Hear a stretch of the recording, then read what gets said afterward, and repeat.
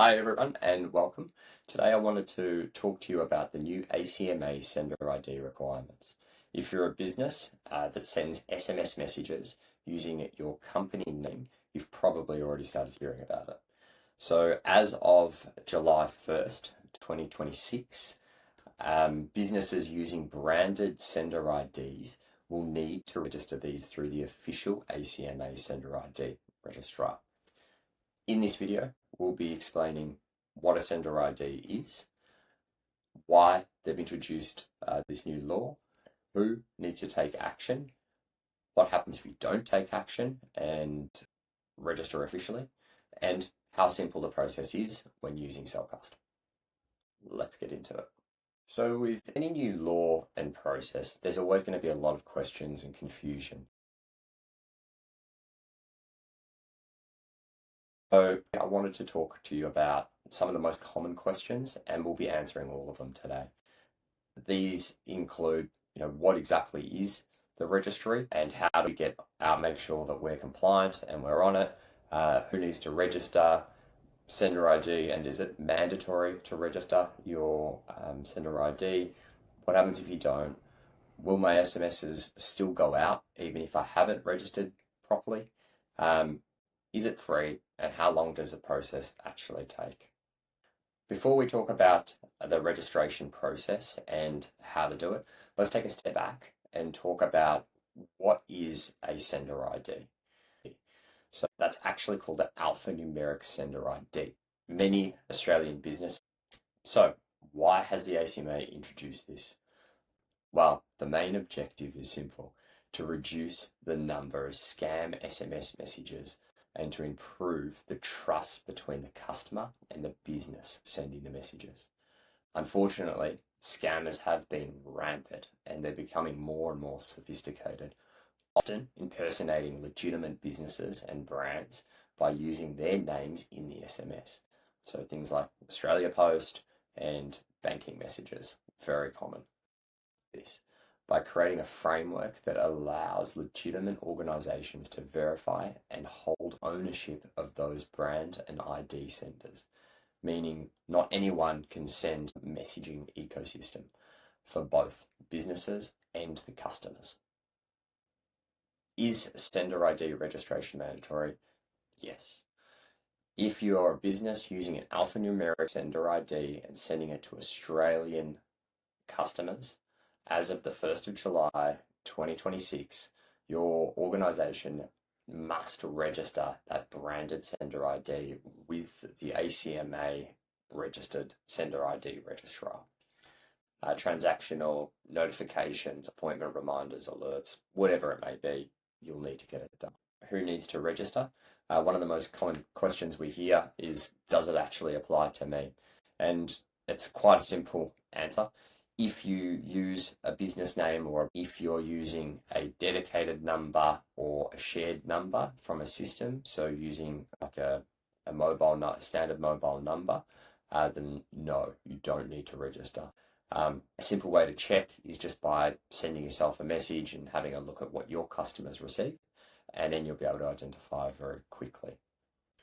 So what happens if you don't register? This is probably our most common question. Also with, your messages will still send, however, they will be overstamped by the telco with an unverified label. So if you're sending from Australia Post, what this does is it reduces the customer's trust, lowers their engagement, and reduces your brand recognition. So if you're sending a message and you haven't registered your ID, your customers will most likely receive as your recipients. The lack of verification will severely impact your customers' trust and engagement on that message itself. So customers are increasingly getting aware of scams, and seeing an unverified sender ID will make them less likely to open it, read it, engage with the message at all, regardless of what it is. For businesses relying on SMS communication, this is something definitely worth addressing before the deadline. It is free. Cellcast will help manage the submission process and compliance requirements on your behalf, making it super easy for you and your organization to ensure that your branded sender ID is fully compliant and you're able to send your messages without having it overstamped as unverified, affecting your sends. How does the registration process actually work? How does the registration process actually work? Well, the good news is the registration process is very straightforward, and Cellcast will manage the large majority of it for you on your behalf. So, at a very high level, you provide us with your sender ID and some basic. The ACMA will then send a message to yourself as the business organization to approve that authorization of that sender ID registration. Once you approve it, which is a very simple process, you just have to log. They'll send you an email, click a button to approve it. But once you do that, then we will have the authority to act and 5 business days. If you'd like to see a step-by-step guide of how to actually on the platform itself. Another category worth mentioning is if you are a CRM, a SaaS platform, a marketing agency, or one of our resellers. If you fall into one of these categories, this is sending messages on behalf of other businesses, you may qualify for an EMSP, so an electronic messaging service provider. We have a lot of these. It's something that we can invite you to become under our account, and will allow you to manage a sender ID registration process on behalf of your customers.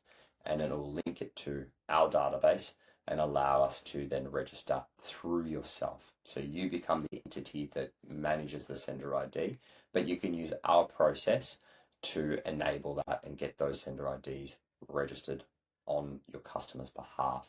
There'll be another video on that. So if you fall into one of those brackets, it's definitely worth investigating and having a chat. What you should do next is, if your business does use a sender ID, now is the ideal time to make sure that you are and make sure that your ID is on the registrar.